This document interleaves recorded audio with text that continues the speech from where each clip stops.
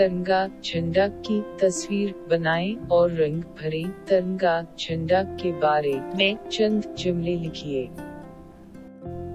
ये हमारा कौमी झंडा है। उसमें 3 रंग है।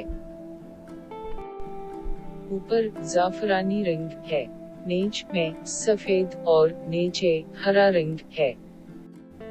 सफेद रंग के नीच में अशोक चक्र है।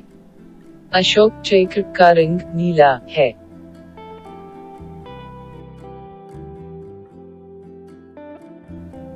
देखिए, ये हिंदुस्तान का कौमी झंडा है। उस तरह मुल्क का अपना एक झंडा होता है। चंद मुल्कों के झंडाए जमा कीजिए।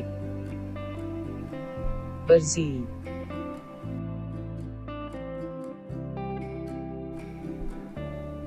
अर्जेंटीना, फ्रांस, पुर्तगाल,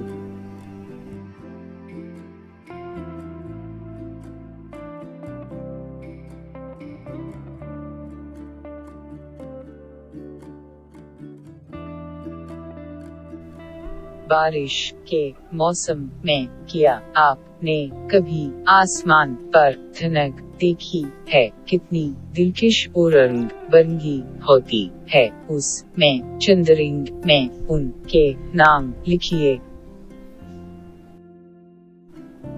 धनक के ऊपर का रंग लाल है। दूसरा रंग नारंगी है। तीसरा रंग पीला है। चौथा रंग हरा है। पांचवा रंग नीला है।